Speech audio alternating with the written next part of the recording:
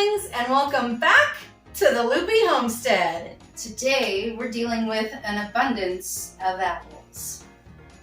Among the different discoveries we've made here on the homestead since moving to North Idaho, we found an apple tree at the end of our field, and it had a ton of different apples on it.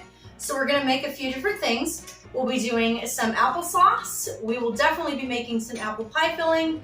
We might do some apple butter, and then we're going to dehydrate a bunch for snacks around the house. Mom's not feeling well today, so Cindy and I are the ones working on the canning process for the apples.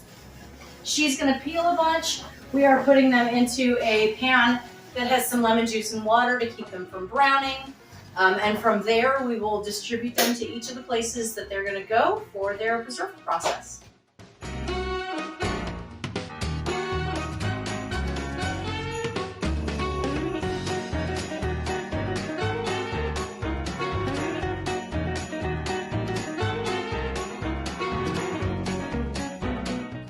These apples are pre-washed, and this little device is quite fun in my opinion. You just pop it on these little prongs here and then start spinning, and it goes over here as it comes and just starts peeling the apple.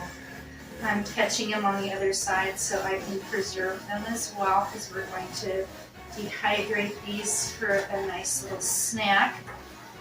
And it cuts and cores all like that. It clicks. Just do this, pop it off. And as you can see, it's all cut and cored.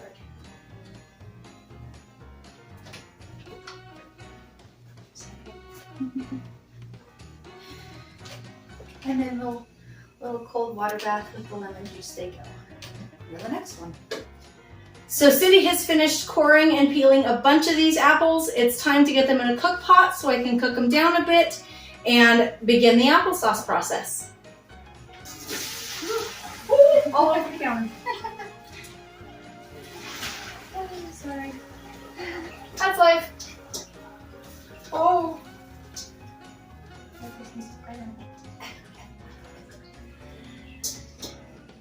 Okay. Alrighty, so a few minutes and some mess later, I'll put these in our big pot. And we'll clean up our mess.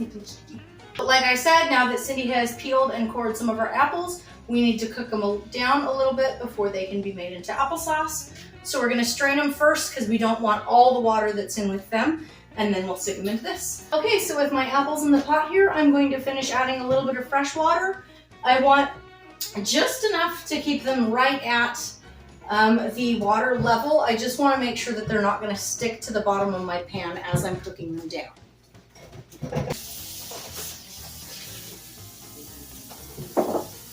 I'm going to turn it up so it's kind of a slow boil. These, because they've been sitting in buckets for a few days, are a little softer, so I won't have to cook them very long. Once they're at the right doneness, I will take them out, or I should say turn the heat off, and I will start putting them into a new bowl so we can start getting them through the saucer. As these are cooking, I definitely want to be stirring them occasionally. This will help me check for how done they are, as well as make sure nothing is sticking to the sides or bottom. While our apples are cooking for the applesauce, we're going to go ahead and deal with some of these. Now, a lot of people might just throw this away. We might give some to our chickens if we don't use all of it. If we had pigs, they would definitely receive some. But really, the peel is the most nutritious part. And we have a family member that would be happy to have them as a snack. So we're gonna strain them out a little bit, get the water off, and then we're gonna add them to our dehydrator and let those sit for a little bit.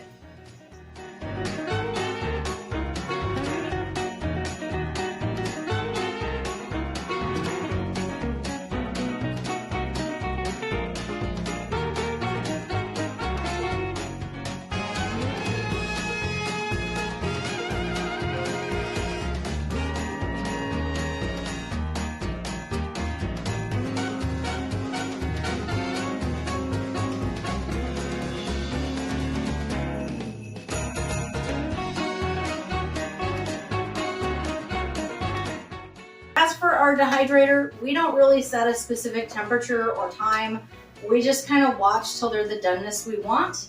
So I'm just gonna close the door, turn it on to our default setting, and hit start.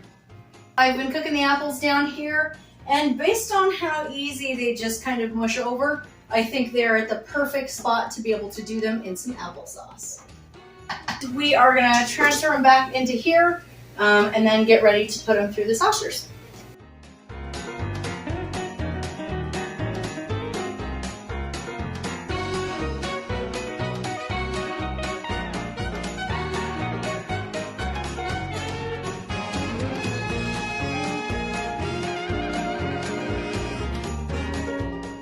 Oh, is that honey cider?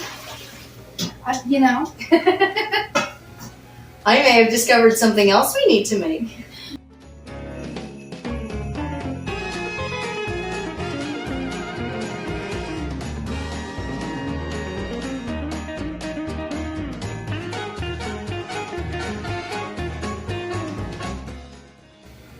Can you tell I really like apple cider?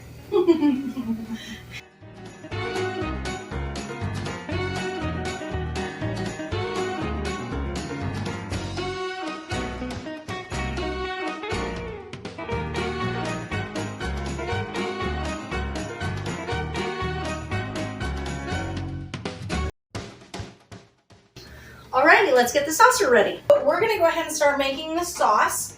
We're gonna add the apples up into the hopper here. It'll go down through. This has a grater in it that will send the applesauce so that we wanna keep out. Any bits of apple that are maybe chunky or kind of more of a skin-like material would come out into here. And it's the stuff in here that we'll put back into a sauce pot with our other fixins to get them to turn them into applesauce. There. And just like a food processor, we load and smush and load and smush and load and smush. So while Cindy's doing that, I'm gonna go ahead and fill up our water bath canner so that we can get our jars hot and ready.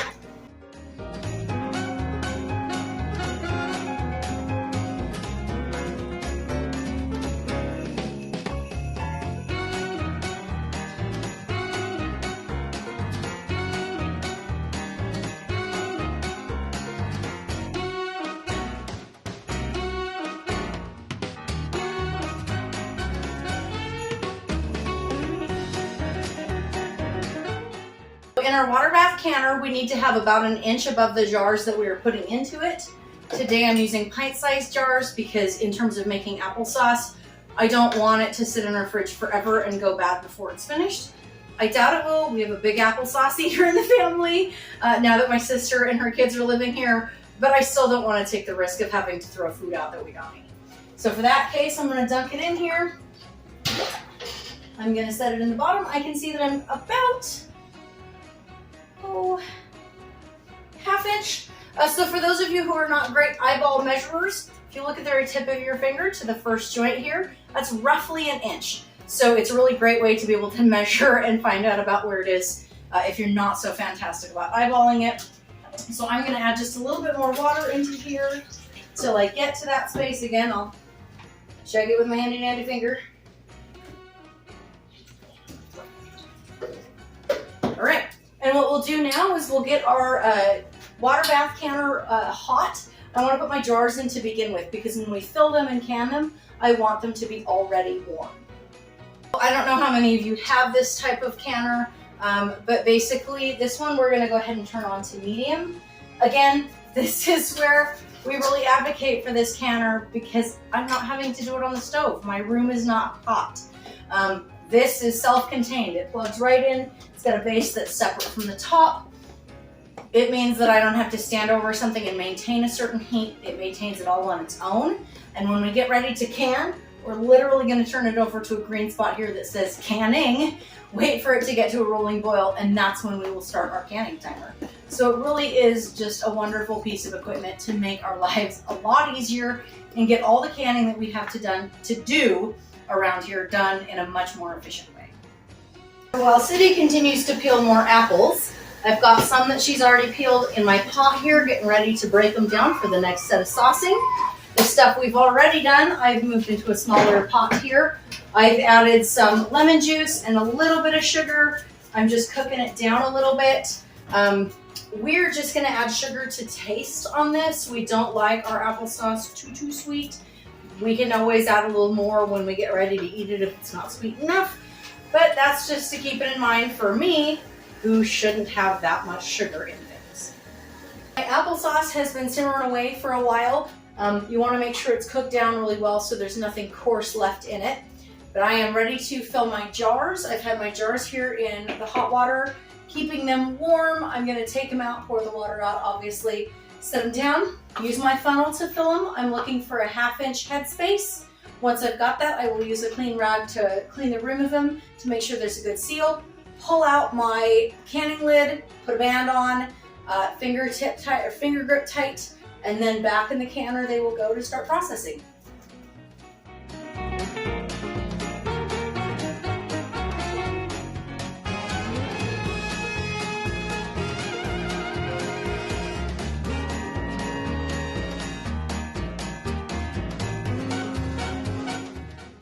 I do want to make sure that as I'm putting the applesauce in these, I'm kind of moving it around a little bit.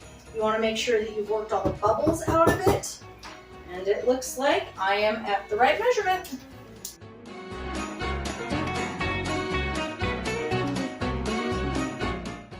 Now that my band and lid are on, in the water bath canner it'll go. Alrighty, so I've emptied my pan. I have one last jar ready to go into my canner here. And unfortunately, I didn't have enough to fill this one all the way, but I'm pretty sure when it goes in the fridge to just eat, it'll be gone in no time. I have all my jars in here. I put my lid on. I am gonna wait for this to come to a rolling boil. Once it does, I will set a timer for 20 minutes, and that'll be it. All right, guys, so we finished our applesauce for the night, but we still have a ton of more apples to do for apple pie filling. We might even try our hand at some applesauce. So we will see you in part 2 of Join us again next time, Looplings, for An Abundance of Apples. Thanks for joining us back on the Loopy Homestead. If you'd like to stay in the loop, please subscribe to our videos. And if you'd like to help us find other Looplings like you, please like and share them. See you next time. Oh, yeah. You know what? Thinking about it, they do call it mash. So I wouldn't be surprised if that's exactly what it is. I think They that use blender. mash for other types of even alcohols. Yeah. Ooh, are we gonna get a still?